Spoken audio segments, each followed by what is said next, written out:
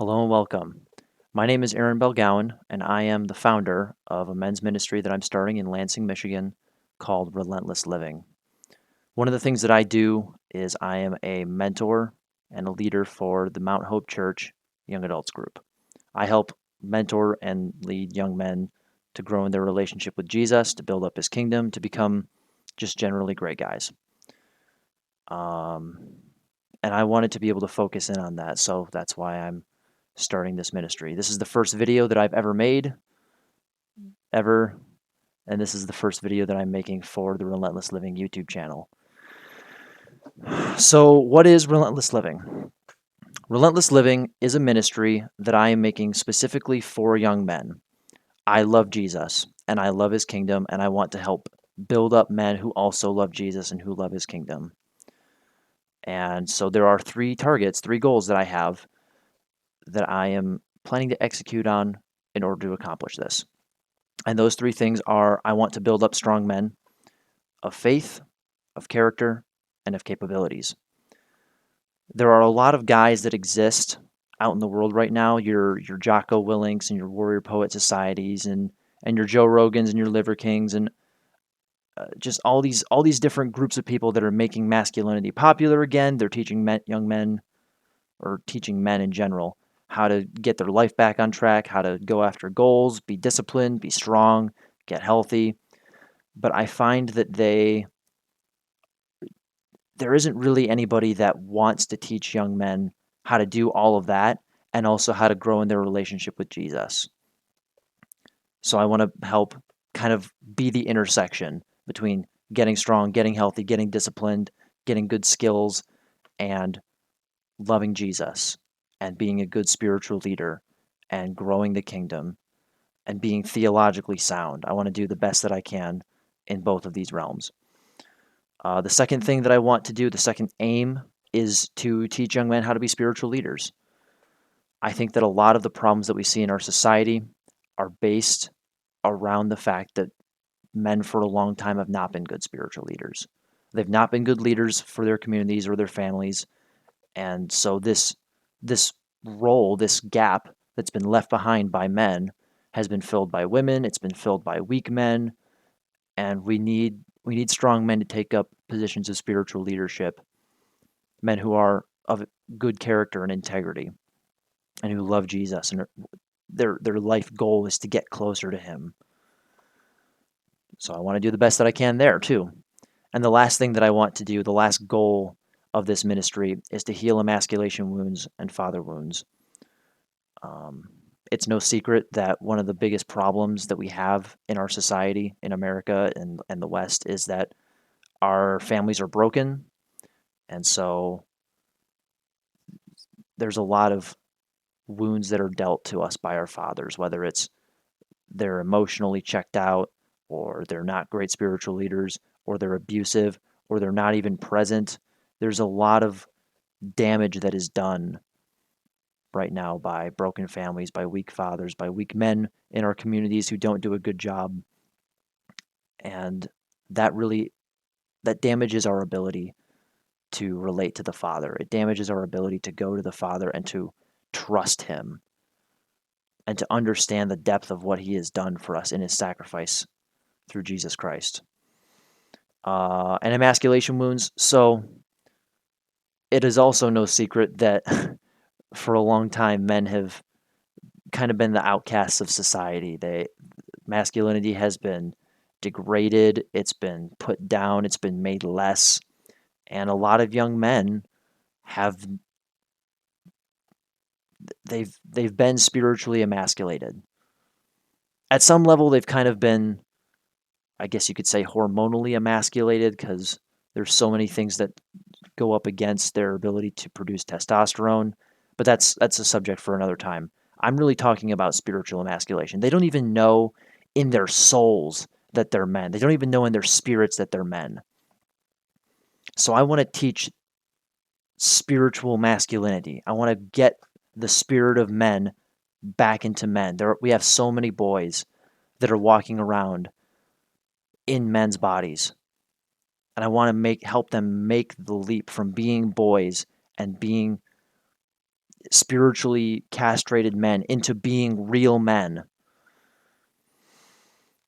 To that point, I have a Bible verse. One of the things that has been really inspirational to me, one of my guideposts, if you will, Isaiah 56. It is a chapter that's talking about how the covenant that the Lord gave to the Israelites is going to be extended to all people. But specifically, the portion that jumps out at me for this ministry is Isaiah 56, 3 through 4. Correction, 3 through 5. Isaiah 56, 3 through 5 says, "Do not let the foreigner joined to the Lord say, 'The Lord will surely separate me from his people.' And do not let the eunuch say, do not let the emasculated man say, 'I am just a dry tree.' For thus says the Lord, to the eunuchs who keep my Sabbaths, who choose the things that please me and hold fast to my covenant, I will give in my house and within my walls a monument and a name better than sons and daughters. I will give them an everlasting name that shall not be cut off."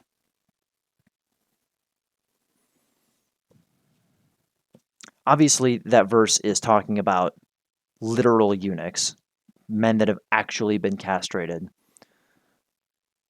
But I think that there's real beauty there when you take on the spiritual implications of spiritually emasculated men. Um, so, yeah, goal number 3, heal emasculation wounds and father wounds. So, why am I doing this? I am doing this for 3 reasons. There are 3 issues that I see. The first issue is pretty simple. It's that I want to be the change that I want to see. I want to see there be men who will teach other men how to be good men. I want to see other men teach men how to love Jesus, how to love their families, how to be spiritual leaders, and how to do so unashamedly, how to do so relentlessly, how to do so without being like wimpy, the typically wimpy Christianity that you seem to see a lot with all manner of different masculine spiritual leaders. I want to be the change that I want to see. I'm not seeing a lot of other people do this, especially young men, for young men specifically. There's like one guy that I can think of, maybe 2, who are kind of directed at young men. One of those being a great guy called John Doyle, but he's more politically focused. He does talk about Jesus. He does talk about how men need to be spiritual leaders a little bit, but he's much more politically focused in getting things fixed politically. My focus is not political. My focus is entirely spiritual. My focus is entirely on making you fit to lead a family, making you fit to lead a community, whatever community that looks like, in a manner that is pleasing to the Lord. And the other reason that I'm doing this on this first problem is that, in my opinion, we can't wait for somebody else to come and fix these problems. This is an all hands on deck issue. So the fact that we're seeing so many different people come out to try to talk about men's issues and help men become stronger, help men become physically fit, I think that's excellent.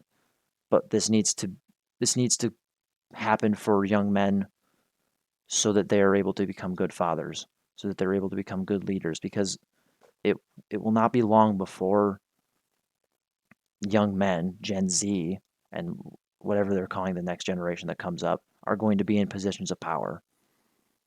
And they are woefully unfit for the positions of power that they are about to come into within the next 10 years or so. 10 to 20 to 30 years. The second problem, the second reason that I'm doing this is that, touching on what I spoke about just a second ago, young men are in desperate need of help. Like serious, serious help. That I am incredibly heartbroken for how depressed my generation is. I'm 21 years old as of the time of this recording, and I am so heartbroken by how depressed and how nihilistic, how purposeless the young men of my generation is. And Jesus has an answer to this. Jesus has purpose.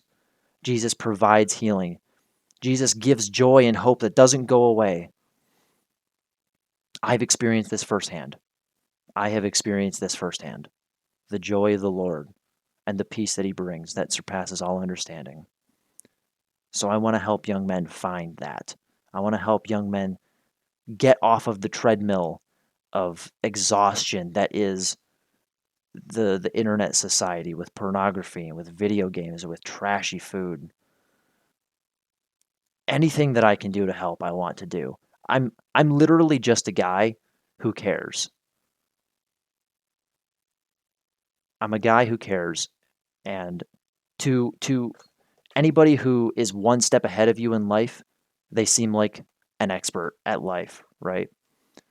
So, given that I have mentored young men for a little while now, I want to be able to increase the number of people that I can help. Plus, I have a lot of cool video ideas. So, and the third reason is that right now in our society, we have a cowardice problem. There is a severe lack of courage in our society. And I'm not saying that I'm a courageous person or that I can teach people how to do that, but I really want to learn. And I am taking steps towards learning how to overcome cowardice, how to live relentlessly bold. I cannot say that I live relentless in everything that I do well right now, but I am going to spend my entire life. I am going to spend my entire life on this earth learning how to be relentless, learning how to be bold, becoming more and more of these two characteristics. My whole life will be spent on this.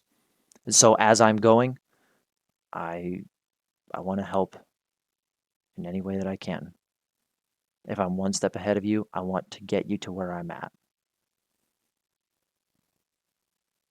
So, those are the three reasons that I'm doing this, the three big problems that I see.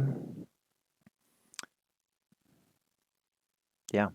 Just today, actually, I'll read you some notes. Just today, I was listening to a speech from John Lovell, who is the CEO, host, co founder guy of Warrior Poet Society. Great dude.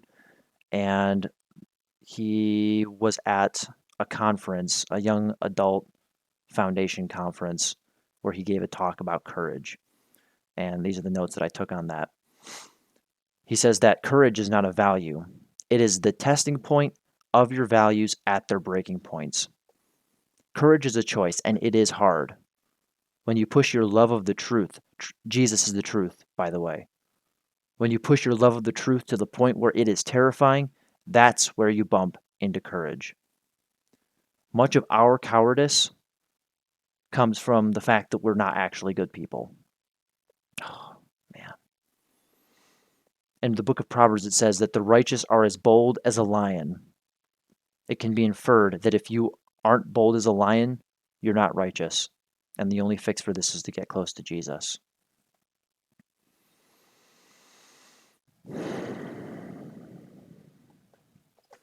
Living relentlessly is about never quitting. It is about growing and striving and overcoming and conquering for the things that really matter in this life. The things that really matter: family, community, building for the future, for our children. These are things that we as young men, as 21-year-old men, 20-year-old men, 24-year-old men, 25, however old you are, you need to be looking to the future because this is your obligation. As a young man, God has called you to look to the future, to build for the future, to prepare for the future. And some of that means you need to have your own wounds healed. You need to get some of your own issues fixed. because you can't fix issues in your own life. Or, correction, you can't fix society issues if you haven't fixed the issues in your own life. So there has to be some of that. But ultimately, this is about building a healthy society. This is about building up the kingdom of heaven. This is about doing the things that the Lord has called us to do as men. Our society can't endure another generation of weak and selfish men who will sell out the future in order to go to the grave comfortably. We cannot afford another generation of people who will spend their entire lives just trying to be comfortable until they die. We cannot afford it. We cannot continue to live this way. It is making our society severely sick. It is making the people around us severely sick, and it cannot continue. So, this is the start of my campaign, my lifelong campaign against weak and spiritless masculinity.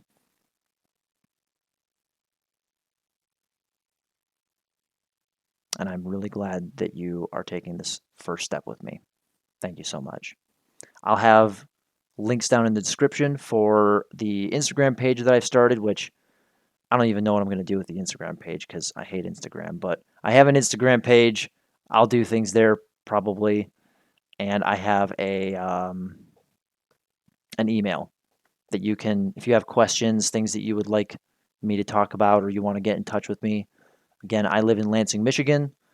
I have an email. The email will be relentlesslivingministry@gmail.com, and my Instagram page will be of the same name.